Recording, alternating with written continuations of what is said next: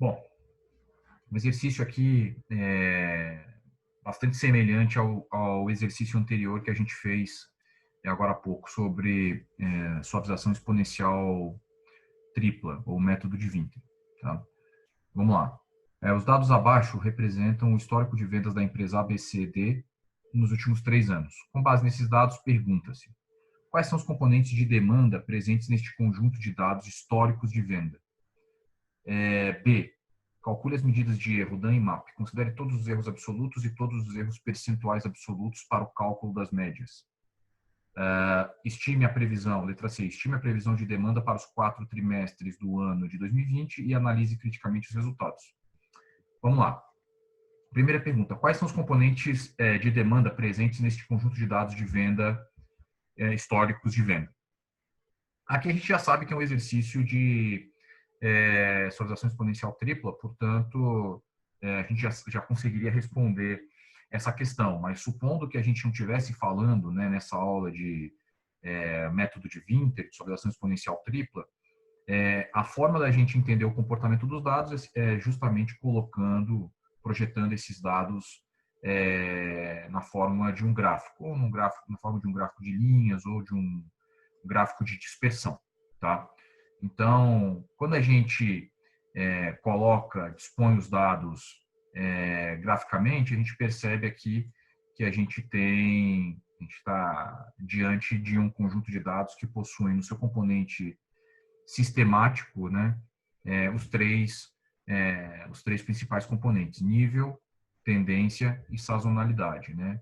Nível, todo conjunto de dados possui. Nível é basicamente, como a gente já tem repetido aqui na disciplina, o local onde o gráfico intercepta o eixo Y. Tendência, né, que a gente tem uma tendência de crescimento, né, um coeficiente angular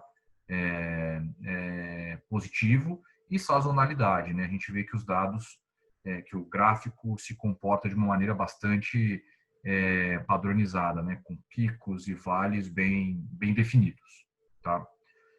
Então, a resposta da pergunta da letra A seria, né, quais são os componentes sistemáticos de demanda presentes no conjunto de dados: nível, tendência e sazonalidade. E daí a gente já pode inferir que o método de previsão de demanda apropriado é o método de Winther, né? É o método de Winther, tá?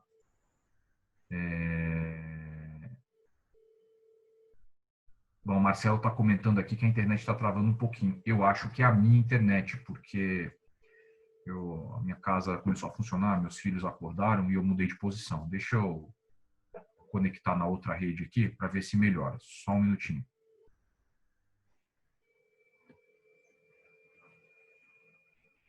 Espera aí. Melhorou agora para vocês? Está travando ainda? Como é que estamos aí? Acho que melhorou. Melhorou? Tá bom.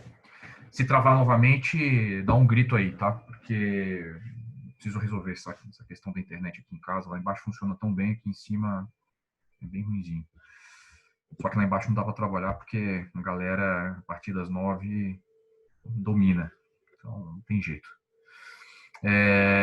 Beleza. Então, resposta para a letra A tá dada. Deixa eu botar o título do gráfico aqui, né? Comportamento demanda. Calcule as medidas de erro DAN e MAP. Considere todos os erros absolutos e todos os erros percentuais absolutos para o cálculo das médias. Aqui ele não está pedindo para calcular todas as medidas de erro, né? Está pedindo para calcular somente duas. Para a gente calcular as medidas de erro, fatalmente a gente precisa já responder a letra C, né? Estime a previsão de demanda para os 4 trimestres do ano de 2020. Então, já vamos responder as duas perguntas de uma vez, que é basicamente a aplicação do método em si, né? A aplicação do método de previsão de demanda em si. Vamos lá. Vamos primeiro preparar o nosso problema, né? Vamos abrir aqui os espaços adequados, tá? Deixa eu já abrir aqui um espaço para alfa, beta e gama, né? Alfa,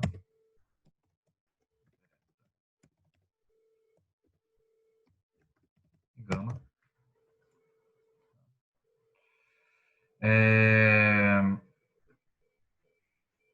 Vamos abrir também aqui, né, um espaço, vamos abrir 4 linhas, né, para a gente fazer, para a gente estimar os a média dos fatores de sazonalidade, né, que vão nos ajudar a calcular L, T e S, né, nível, tendência e sazonalidade. Então, aqui, né, o nosso ciclo, né, o nosso ciclo de sazonalidade possui 2, 3, 4 trimestres. Então, o nosso ciclo de sazonalidade é formado por 4 leituras, 4 dados observados, enfim, né?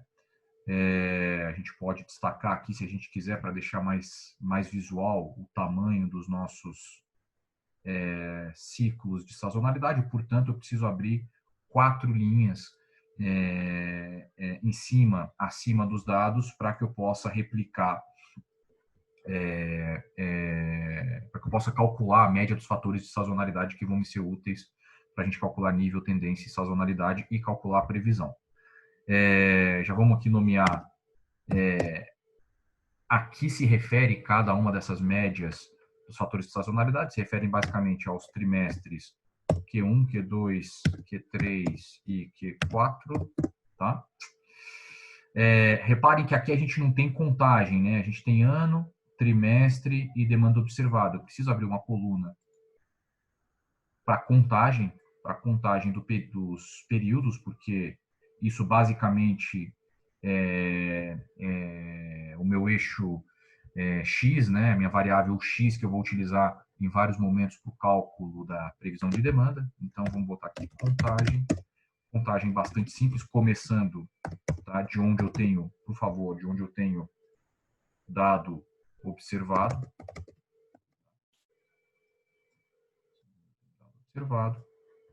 Professor, Pois não. uma dúvida que eu tenho é a seguinte: os fatores de sazonalidade são os trimestres, mas a sazonalidade ela é anual. Os fatores de sazonalidade, não, vamos lá. Os fatores de sazonalidade, na verdade, é a medida, né, é aquele cálculo que a gente faz para entender qual é a distância entre o dado observado, né, e a nossa linha de tendência. Isso é o fator de sazonalidade. Basicamente, é a demanda observada sobre o f de x, que a gente vai calcular daqui a pouco. Isso é um fator de sazonalidade. Então, a gente calcula um fator de sazonalidade para a contagem 1, para a contagem 2, para a contagem 3, para a contagem 4, e assim sucessivamente. Depois disso, a gente tem a média dos fatores de sazonalidade, né, que são os S's simulados que a gente insere aqui nessa posição, para a gente conseguir calcular basicamente os L's e os S's, né? E a previsão em si. Todos eles dependem de um S do ciclo anterior, tá?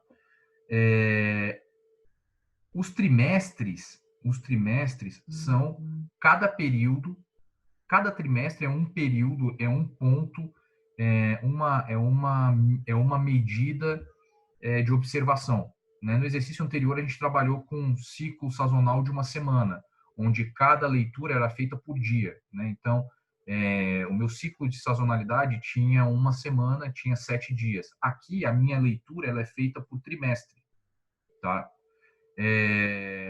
E a cada 4 trimestres ou a cada ano, né, esse movimento sazonal se repete. Portanto, Marcelo está perguntando, né? Sim. Portanto, Marcelo, o meu ciclo de sazonalidade, nesse caso, ele tem um tamanho de 4 trimestres, tá? Ou seja, a cada ano eu tenho uma repetição do meu movimento sazonal. Só que dentro desse ano, né, dentro desse período de um ano, eu poderia ter várias medidas, né? Eu poderia ter uma leitura mensal, poderia ter uma leitura semanal. Nesse caso, eu tenho uma leitura trimestral. Então, a cada ano, eu tenho 4 leituras, tá? Que são 4 trimestres. Tá bom, Tá? entendi, obrigado. Por nada. Beleza. Então, Então, abrimos aqui a coluna de contagem, ano, trimestre, demanda observada. O que mais a gente precisa? A gente precisa abrir uma coluna para f de x, para o nosso cálculo de regressão, para a gente calcular o nosso y. Logo em seguida, né, já pegando o gancho da pergunta do Marcelo, a gente precisa abrir uma coluna para os fatores de sazonalidade, né? E depois a gente abre algumas colunas para o cálculo da previsão de demanda em si, que é formado por L, T, S e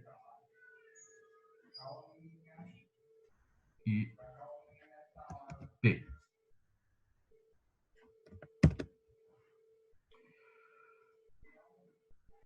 Beleza? A nossa estrutura, né, a estrutura do nosso problema está tá montada. Então, agora a gente pode começar a fazer os cálculos. A primeira coisa que a gente precisa fazer, o primeiro passo, é calcular L e T na posição 1. Antes disso, para ajudar a nossa, o nosso entendimento do problema, deixa eu copiar as fórmulas aqui do lado para a gente ir entendendo cada uma delas. LT mais 1.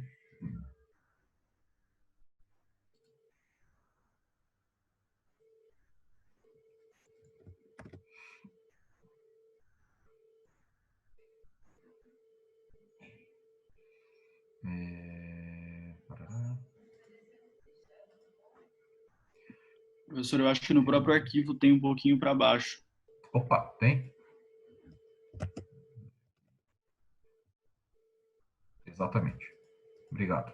Então a gente não precisa fazer esse trabalho, só vamos jogar ele um pouquinho aqui para cima. Beleza. Então vamos lá. O que é o meu L na posição 1? Eu vou calcular das duas maneiras para a gente consolidar o entendimento. A gente tem duas formas de obter tanto o L quanto o T na posição 1. A primeira forma é incluindo aqui a nossa linha de tendência e exibindo a equação no gráfico. Tá? Com a equação do gráfico estimado, eu consigo entender que o meu T1 é 1549 e que o meu L1 é 12.015. Tá? Para a gente confirmar, vamos calcular o L na posição 1 e o T na posição 1 utilizando as fórmulas do Excel. Então, o L1, né, a gente calcula através da intercepção, que é formado por todos os y conhecidos e por todos os x conhecidos.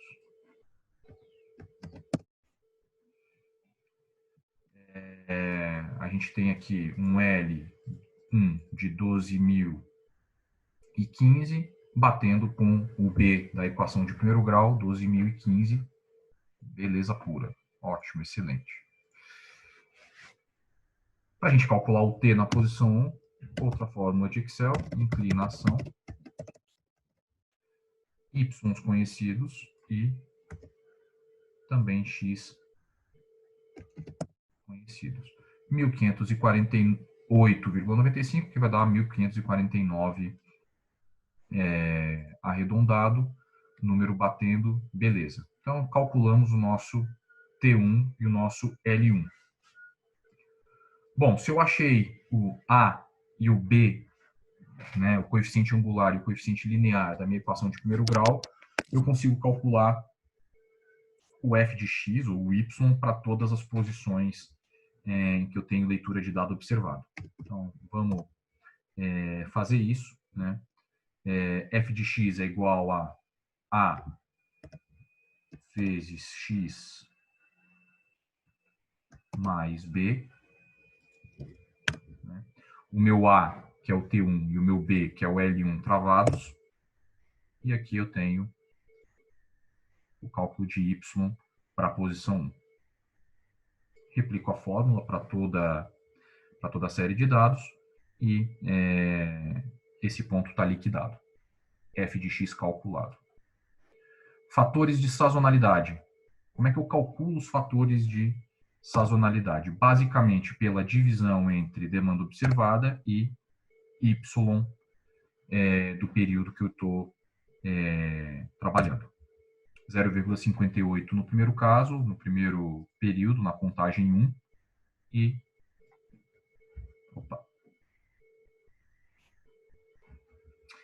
replicação dos valores para as demais células. Terceiro passo, né, o próximo passo, na verdade, o cálculo da média dos fatores de sazonalidade, que vão me dar, que vão ser, no final das contas, os meus S's os meus S's do que eu chamo de ciclo sazonal, ciclo de sazonalidade, entre aspas, fictício. Tá? Qual que é o meu ciclo? Quais são os meus S's do meu ciclo de sazonalidade fictício? É a média. Professor, Pois não. você pode mostrar a célula do fator de sazonalidade, por favor? Posso. Célula dos fatores de sazonalidade. Divisão de demanda observada pelo f de x. Obrigado. Professor, você consegue colocar na f de x também? Não sei o que. No f de x consigo, sim. Tá na mão. Obrigada. Por nada.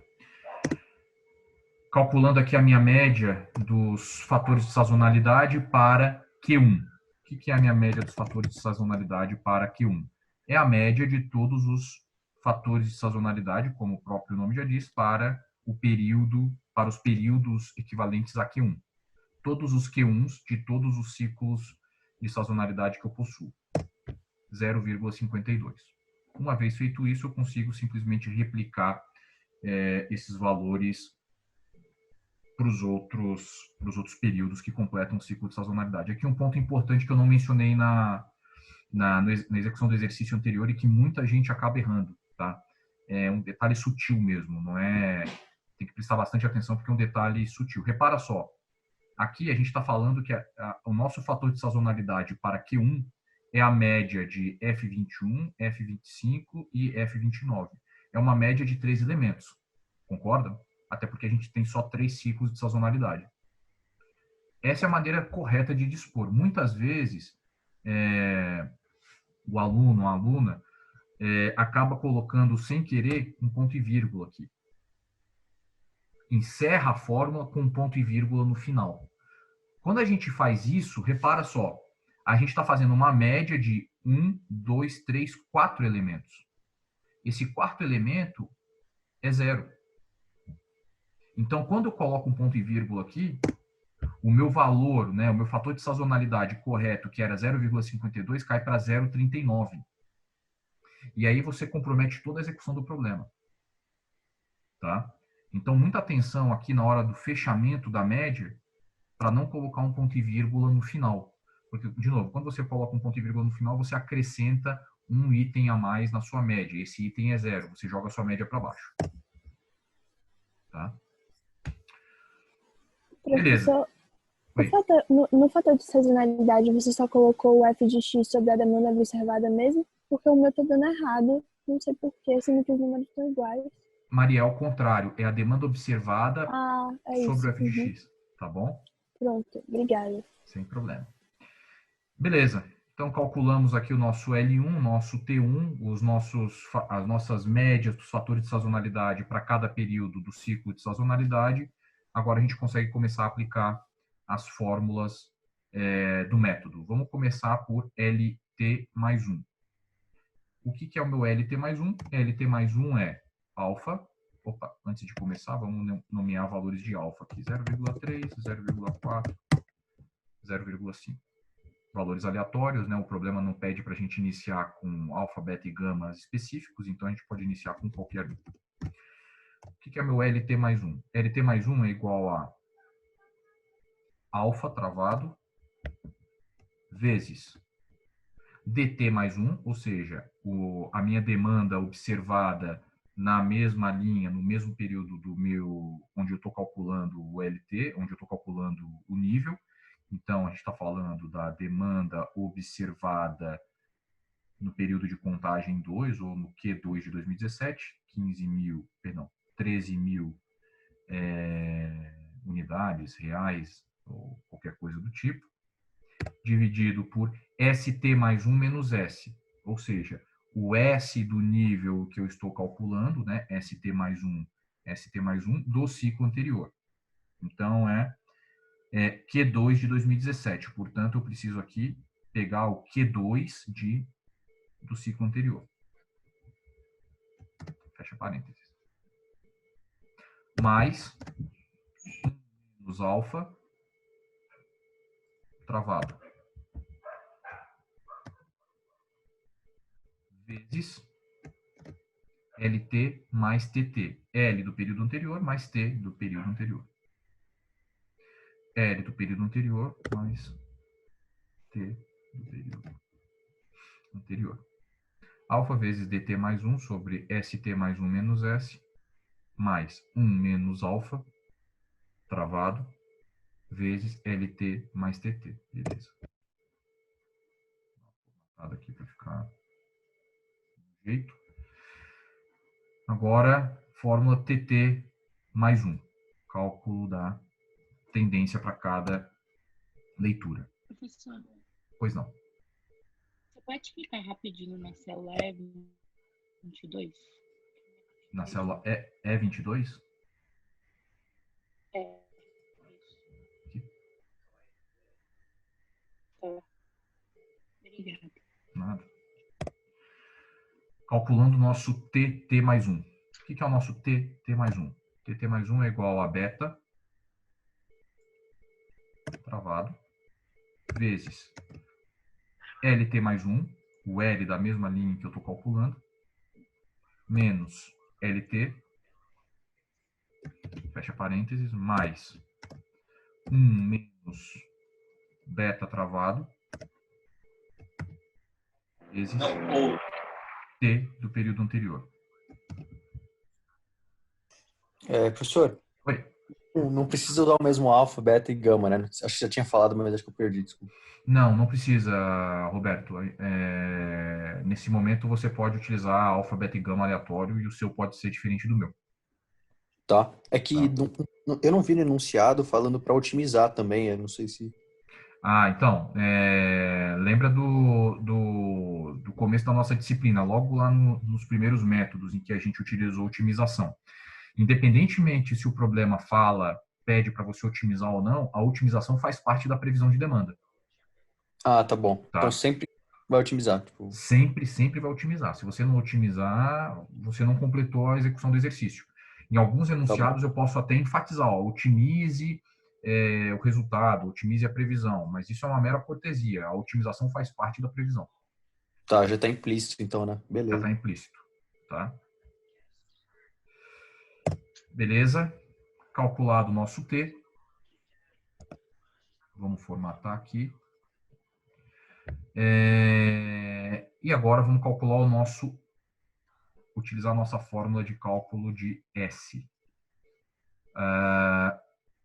ST é igual a gama vezes DT, demanda na posição T, sobre LT, mais 1 menos gama vezes ST menos 1. Ao contrário do LT mais 1 e do TT mais 1, aqui eu tenho que começar na posição ST, que para mim significa contagem 1. ST é igual a gama travado vezes demanda da linha onde eu estou trabalhando sobre o L da linha onde eu estou trabalhando também, mais 1 menos gama travado, vezes ST menos S, vezes o S da linha onde eu estou trabalhando, só que do ciclo anterior. 0,59. Tá ótimo, a gente já... Professor, depois do 1 menos gama, vem o quê? Desculpa, me perdi essa parte. Depois do 1 menos gama, Flávia, vem a multiplicação disso por ST menos S. Que aí seria. Tá. Ah, entendi. Tá bom, obrigada. Beleza, agora a gente pode replicar as fórmulas. Vamos replicar o L, vai dar um errinho, porque o L depende de T e depende de S também. Na hora que a gente replica tudo, as fórmulas automaticamente se corrigem. Então, a gente observa aqui que todos os dados estão sendo adequadamente considerados, não tem nenhuma, a gente não está deixando passar nada, né?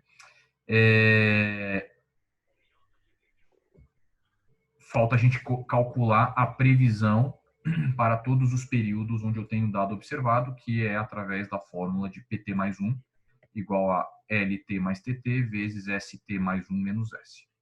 PT mais 1, se é PT mais 1, então é a previsão na posição 2. Começo calculando a previsão na posição 2. O que é a minha previsão na posição 2?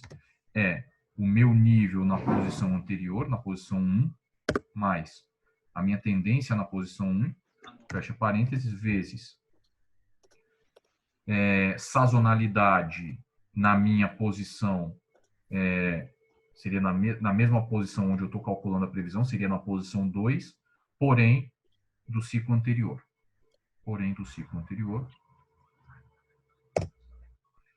Opa, aqui tem só um probleminha, eu tô no Q2, né, do segundo ciclo, e aqui deve ser Q2 do ciclo anterior. Não tô prontinho. Oi. Eu posso ver rapidinho só a célula G22? G22. Tá na mão.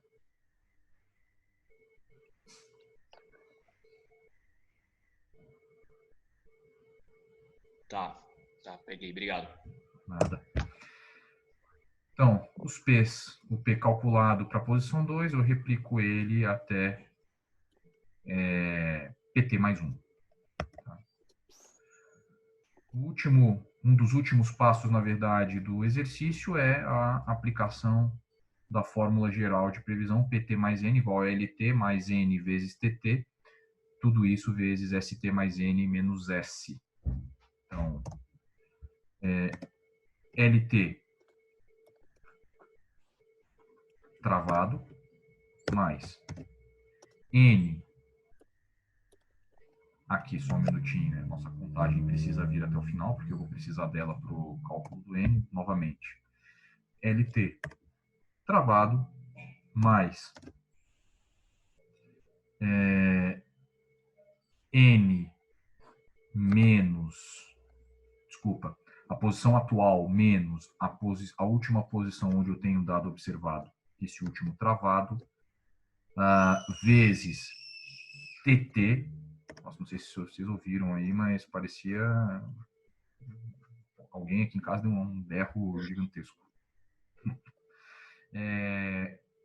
TT travado, tudo isso entre parênteses, porque isso tudo precisa ser multiplicado por ST mais 1, desculpa, ST mais N menos S. O que é meu ST mais N menos S?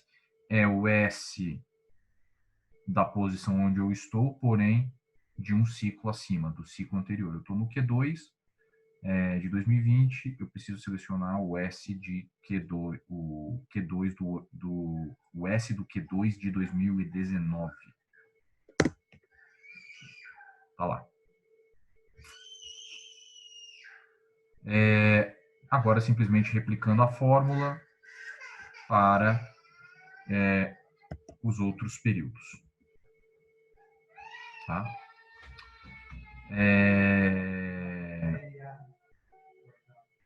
Beleza, a previsão está feita. Agora, vamos... Professor, rapidinho. Você pode clicar de novo nessa célula? Porque o meu deu errado quando eu repliquei. Posso.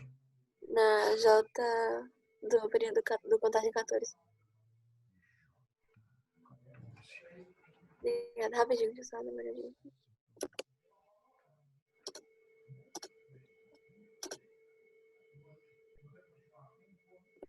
Ué. Ah, eu não fixei o A32. Tá, obrigada. Nada. Professor, dúvida rapidinha. Bom. O alfa, o beta e o gama não precisa somar e dar 1, né? Não precisa. O único tipo o único método em que alfa, beta e gama precisam dar 1, alfa, beta, gama, qualquer, né, quantidade que seja de fatores, é na média móvel ponderada. Ah, tá certo. Tá? Obrigado. Por nada. Beleza.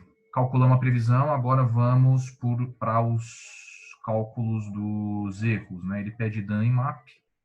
Vamos abrir aqui.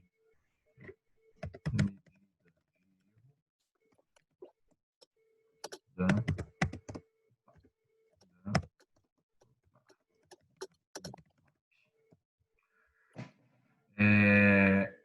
O meu DAN é o valor absoluto da subtração entre previsão e dado observado.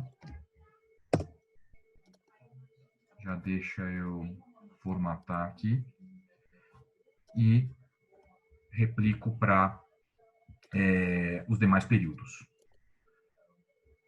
Deixa eu só observar se aqui. Ele pede para o cálculo do DAN e do MAP, ele pede para considerar todos os erros absolutos e todos os erros percentuais absolutos calculados. Então, é para a gente considerar todos os erros absolutos calculados para o cálculo das médias. Então, o meu DAN é a média de todos os erros absolutos nesse caso, 3.392. O MAP é o DAN sobre a demanda observada. Percentual. E a gente replica para os outros períodos. O MAP, na verdade, é a média, né, de todos os erros percentuais absolutos, 18,65%. Calculamos as medidas de erro. O próximo passo é a otimização. Como a gente otimiza? O nosso objetivo é o DAN menor possível, alterando as células variáveis, que são alfa, beta e gama, e adicionando as restrições de alfa, beta e gama menor ou igual a 1, alfa, beta e gama maior ou igual a 0. Ok. Método de solução GRG não linear, resolver.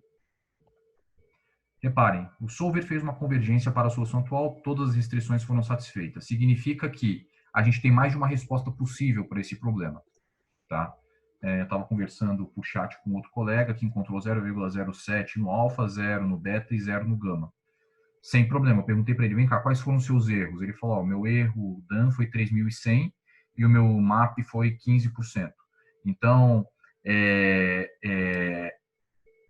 se a gente pegar o MAP como referência, né, que é o erro percentual, que nos dá uma noção de erro relativo, o MAP dele deu muito semelhante ao meu, né, 15 contra 15,2. Apesar do DAN ter sido aparentemente muito diferente. Né? O meu DAN deu 2.700, o DAN dele deu 3.100. Mas isso não é uma diferença muito grande. Isso não é uma diferença muito grande. Se a gente considerar que a nossa demanda observada, né, que a gente está trabalhando com dados na casa dos milhares, né, 13.000, 23.000, 34.000, 18.000 e etc. Então, 300 unidades de diferença perto de 34.000, 40.000, 20.000 é algo pequeno. Tá? O alfa, beta e gama pode ter dado bem diferente. Isso não é um problema. E, novamente, o nosso propósito aqui é alinhar, refinar a nossa previsão de demanda com base nos menores erros possíveis. Se o seu erro tivesse dado 40% e o seu DAN 5.000 e o meu 2.700 com um MAP de 15%, alguma coisa estaria errada, ou no meu problema, ou no seu problema. Para você conferir... Desculpa, professor. Para vocês conferirem se a execução do exercício de vocês está correta, basta vocês substituírem alfa, beta e gama aí na planilha de vocês por esses valores aqui. Ou eu substituir o meu alfa, beta e o gama pelos seus valores aí. Aí nosso DAN, nosso MAP e a nossa previsão tem que bater. Se não estiver batendo é porque tem algum erro de execução de fórmula. O meu Dan, ele deu bem diferente e o MAP deu tipo 30%. Depois de otimizar, inclusive. Coloca aí no seu alfa, beta e gama, Roberto, esses alfas, betas e gamas aqui que eu encontrei. Pode botar 0,54, 0,18, não precisa botar todas as casas decimais, não. Tá, beleza. 0,54. Professor, posso ver a célula J34, por favor? Pode. J34. Como é que ficou aí, Roberto? Deu diferente ainda. Deu 48%. Então, volta na sua execução. Aí você tem que voltar desde o início do problema para ver qual passo que você errou. Tem algum probleminha de fórmula aí. Tudo bem. Tá? Eu sei que o meu não tem problema de fórmula porque está batendo com gabarito. Então, certamente tem algum probleminha de execução aí no seu passo a passo. Tranquilo. Tá? Professor. Oi. Essa célula que você está aberta mesmo, você poderia refazer essa parte, olhando para a fórmula? Posso refazer essa parte, sim. Vamos lá. Como é que eu faço essa parte? Essa parte ela é feita, a previsão em si, né, a previsão de demanda, ela é feita com a fórmula geral do método, que é sempre PT mais N. Deixa eu apagar ela aqui e refazer. Qual que é a minha previsão para a posição 14, ou segundo trimestre de 2020? A minha previsão é dada por LT, que é o meu último L calculado, LT travado, isso aqui nunca muda, mais N. O que é meu N? É a minha contagem da posição atual sem travar, menos o valor da contagem da última posição onde eu tenho dado observado, 41 mil. Esse valor é travado, vezes T, que é TT, né? Vezes TT, que é a minha última leitura de T, ou seja, a minha leitura de T onde eu tenho o último dado observado, aqui também travado. Fecho parênteses, aqui é importante, tá, gente? Fecha parênteses. Lembra que esse A34 menos A32 é, na verdade, N, né? Deixa eu até destacar aqui. Isso aqui dá muita confusão. Isso aqui, A34 menos A32, é esse N aqui, tá? Então, repara que na minha fórmula, na hora que eu aplico a fórmula, eu tenho parênteses a mais, porque o N aqui não está entre parênteses, não precisa estar. Mas quando eu lanço a fórmula geral do método aqui, eu preciso botar parênteses nesse N, porque o meu N é uma subtração. Eu multiplico essa subtração por T. Tá ok? Então, aqui eu tenho H32, que é meu T, vezes N, que é A34 menos A32. Eu fecho tudo isso entre parênteses, tá? Eu fecho o meu LT mais N vezes TT, fecho tudo isso no parênteses. Por quê? Porque isso tudo aqui, LT mais N vezes TT, isso tudo aqui vai vir multiplicado por ST mais N menos S. Isso tudo aqui vai vir multiplicado por ST mais N menos S. Portanto, eu tenho que fechar tudo entre parênteses para multiplicar isso por ST mais N menos S. 0,73. Ok? E aí, eu replico a minha fórmula até o ponto desejado. Tá? Valeu, professor. Imagina. Beleza? Estamos listos com isso aqui? Beleza. Professor, como é que fica o solver nesse caso? O solver fica dessa maneira aqui, Newton. Não, na verdade eu não ia perguntar isso. Eu acho que foi outra pessoa que perguntou. Tá, mas porque eu vi o último nome aqui apareceu você, então eu confundi. Não sei exatamente quem perguntou, mas o solver fica dessa maneira aqui. Professor, o que você acha melhor a gente falar no D? Tipo, analisando o erro, etc. A análise, se vocês perceberem, né, a análise crítica dos resultados, ela não foge muito de resultado para resultado, né? A única coisa que muda na análise crítica é o tamanho do erro, né? Que é justamente o ponto onde a análise é subjetiva, porque 15% para mim pode ser grande, 15% para você pode ser pequeno, né? A mensuração da grandeza do erro, dizer que um erro é grande ou pequeno, depende muito do mercado que a gente está analisando.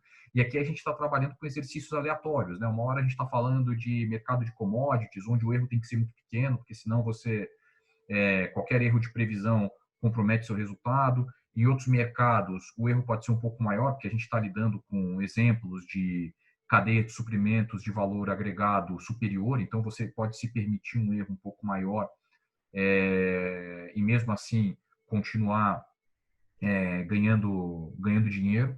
Então, a questão aqui na análise crítica dos resultados não é analisar se o erro é grande ou pequeno em si. Quando eu peço para vocês analisarem criticamente os resultados, eu quero que vocês demonstrem que vocês entendem o que significa cada medida de erro, ou o que significa cada medida de erro que vocês utilizaram e, principalmente, o que significa o conceito de erro, que é o que a gente estava discutindo um pouco antes de sair para o intervalo, né? Então, como é que eu analisaria criticamente os resultados? Eu primeiro diria o seguinte, olha, poderia dizer o seguinte, para fins de cálculo de medidas de erro, utilizou-se a estimativa de Dan e MAP. Ambos, né, tanto Dan quanto MAP, demonstram a grandeza do erro, né? Então, quando eu falo, olha, o meu Dan é 2.705,92, significa que eu estou dizendo que, na média, o meu erro tem uma grandeza de 2.705, né, unidades reais, toneladas, seja qual for a unidade de medida do problema, tá? Além do Dan, a gente calculou o MAP. O MAP tem a função de trazer para um conceito tem a função de relativizar, de trazer a ideia de Dan para parâmetros relativos, ou seja, se para mim é difícil às vezes de interpretar se 2.705 unidades é um erro grande ou pequeno, a partir do momento que eu transformo esse 2.705 unidades em 15%, eu consigo dizer se isso é grande ou pequeno, porque a noção de percentual para mim me dá uma leitura mais clara se algo tem um erro grande ou um erro pequeno, né? Então, o MAP ele também é uma medida de grandeza de erro, só que é uma medida de grandeza percentual. Ele traduz o Dan para percentual, tá? Então, isso é uma análise crítica dos resultados. Daí a gente pode falar um pouquinho dos números também, se a gente quiser, né? Olha, o nosso erro está dando 2.000, o nosso erro médio, né? O nosso erro absoluto médio está dando 2.705 unidades. Se a gente for analisar os erros individuais, a gente pode perceber que, por exemplo, o erro percebido na contagem 9, terceiro trimestre de 2018, né, foi um erro grande em relação ao restante dos erros observados, assim como o erro Q3 de 2019, contagem 11, né, 6.845. Esses erros, né, aqui, esse 5.307 do segundo trimestre de 2019, contagem 10, esses erros individualmente contribuem para que o nosso Dan seja mais elevado, né? O nosso Dan é uma média. Se eu tenho alguns fatores dessa média, alguns elementos, alguns componentes dessa média que são mais altos, esses componentes mais elevados fazem com que a minha média fique mais alta e o meu erro médio, portanto, fique mais alto. Se eu eliminasse esses erros absolutos da minha média, eu teria um Dan menor, né? Repara que em percentual, né, esse 5.307, apesar de não ser o valor absoluto mais elevado, ele responde por 40%, né? Ele corresponde a 40% de erro percentual absoluto, né? Ou seja, eu errei nessa previsão, Q2 de 2019, eu errei em 40%. Isso faz também com que o meu MAP, que é um reflexo do DAN, é uma outra forma de eu expressar o DAN, faz com que o meu MAP fique elevado também. Então, obviamente que eu não quero que vocês escrevam tudo isso, né? Análise crítica, se tiver alguma questão pedindo para vocês analisarem criticamente o resultado, é para vocês fazerem uma análise sucinta, mas em cima dos conceitos de erro, tá? Lembra, novamente, né? A nossa previsão, né? A melhor previsão que a gente tem é aquela que apresenta o menor erro possível. Quanto menor o erro, menor o componente aleatório que dirige o comportamento dos dados e, portanto, com maior qualidade você tem a sua previsão. Não sei se eu respondi a sua pergunta. Sim, professor, acho que eu entendi. Tá. A gente tem até que entregar aqui o exercício? Tem que entregar. A gente estourou o horário, né? Conforme era previsto. Eu vou abrir o drop novamente até 10h40. Aí vocês mandem para mim. Tá? Dá pra mandar ainda, eu acho. Dá para mandar ainda? Dá, eu acabei de mandar, consegui. Então tá bom. Então, melhor ainda. Melhor ainda. E, professor, você pode repetir a questão A também, por favor, de novo? A questão A, posso. Só deixa eu ver aqui rapidinho. Tá. Só deixa eu fazer um ajuste aqui no drop rapidinho. Professor, você pode clicar na célula J24? Posso. Deixa eu só responder a pergunta do colega primeiro. Beleza. Quais são os componentes sistemáticos de demanda presentes nesse conjunto de dados de venda? Históricos de venda. Quem perguntou? Fui eu. Desculpa. Oi, Newton. Quais são os componentes sistemáticos da demanda presente no conjunto de dados, Newton?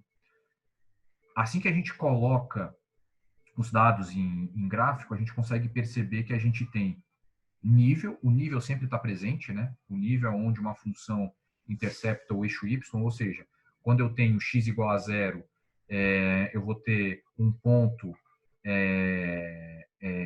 sobre o eixo Y, então o nível sempre é presente. Eu tenho tendência, né? O meu gráfico ele tem uma tendência de crescimento aqui, ou seja, ao passar do tempo, eu tenho uma tendência de crescimento. E eu também tenho sazonalidade, né? Eu também tenho sazonalidade. O gráfico ele tem um comportamento padrão, né? Com picos e vales bem definidos. Ou seja, quais são os componentes sistemáticos de demanda presentes nesse conjunto de dados? Nível, tendência e sazonalidade. Perfeito, obrigado. Por nada. O outro colega perguntou para abrir qual célula, desculpa? Era J24, se não me engano. J24.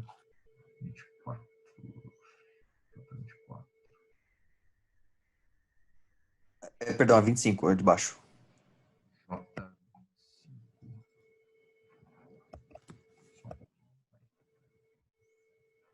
Tá bom. Ele é um Q4. Desculpa, pode voltar lá, professor? Ele é um Q1, né? Essa linha é Q1. Tá bom. Não, beleza, tá certo. Obrigado. Mais dúvidas, gente? Comentários, dúvidas? Professor, só em relação à prova, como que vai ser a metodologia de aplicação? Como que vai ser? Você pode explicar um pouco pra gente? Posso. Deixa eu só encerrar a gravação aqui, e aí a gente, porque senão o vídeo fica muito longo. E daí a gente